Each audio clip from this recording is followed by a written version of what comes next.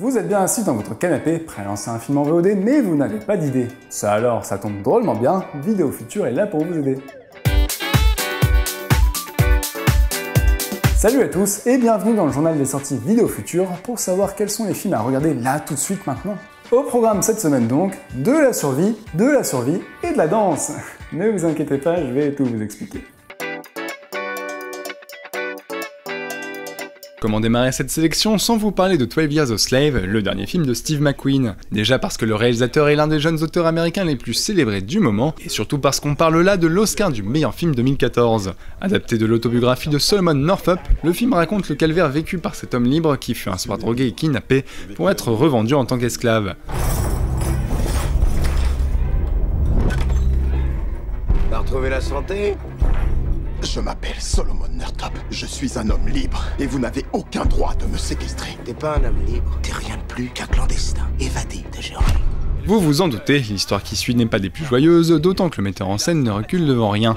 Mais sur un sujet rarement traité au cinéma, 12 Years a Slave s'impose comme un témoignage vibrant d'une période sombre de l'Amérique. J'étais un homme libre, je ne suis pas un esclave.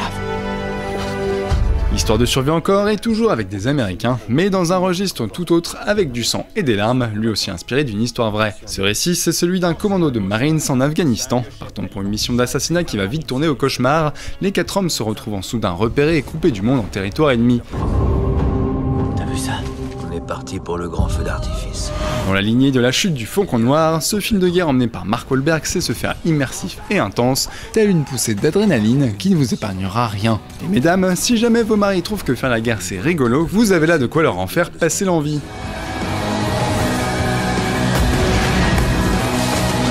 On est bien, hein ? On va tenir. Jamais hors de combat. Passons à quelque chose de plus doux, de plus aérien et de plus beau tout simplement, avec Pina de Wim Wenders. Premier essai en 3D pour le réalisateur allemand, ce documentaire en hommage à Pina Bausch vous met au plus près de la danseuse et de sa troupe, dans leur quotidien mais aussi et surtout dans leur art.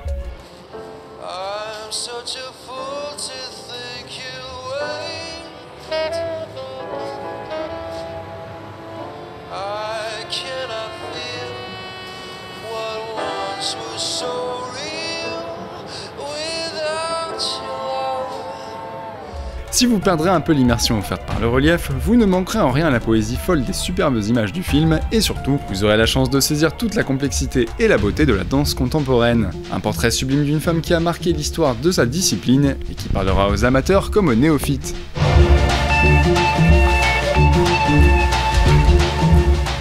Le soir, quand vous regardez les journaux télévisés, vous vous dites peut-être que tout ça est un peu morose, que ça manque de fun et que ça mériterait de se lâcher un peu plus. Ça tombe bien, nous aussi, et c'est pour cela que notre coup de cœur de la semaine n'est autre que Anchorman 2. Pour tous ceux qui ne connaissent pas encore Anchorman, c'est l'histoire de Ron Burgundy, présentateur vedette dans la ville de San Diego dans les années 70 et de ses déboires dans le monde de la télévision. Dans cette suite toujours réalisée par Adam McKay, le bonhomme qui coule des beaux jours à New York va intégrer la première chaîne d'infos 24 heures sur 24 et devoir faire face à des journalistes plus connus que lui, ce qui ne risque pas de durer très longtemps évidemment. Tell us about the new head honcho. Linda Jackson is a winner. Linda Jackson, how are you, my friend? This is Linda. Oh, black. Black. Avec une permanente intacte et une moustache soyeuse, Will Ferrell n'en finit plus de nous faire rire avec sa troupe folle, dont un Steve Carell qui s'offre à lui seul deux des meilleures scènes du film. Et pour vous donner une idée du nombre de gags à la minute, dites-vous qu'une version alternative du film est sortie aux États-Unis avec presque 800 nouvelles blagues. En attendant, le montage original reste un grand moment de n'importe quoi, avec des guest stars en folie et des gags jouant toujours aussi bien de la misogynie et du racisme latent du bonhomme. D'ores et déjà disponible à l'achat et bientôt en location à partir du 11 juin, Anchorman 2 n'est pas toujours très fin, mais comme on dit poliment, plus c'est bête, plus c'est chouette. Where's the map? Look at the monitor. Yeah. Oh, God. Ron, where's my legs? I don't have any legs, Ron. Ah! In 93! Voilà, le journal des sorties Vidéo Futur c'est terminé pour cette semaine, alors n'oubliez pas que les années 80 c'était drôlement bien, et surtout, bon film à tous, et à très vite pour de nouvelles aventures.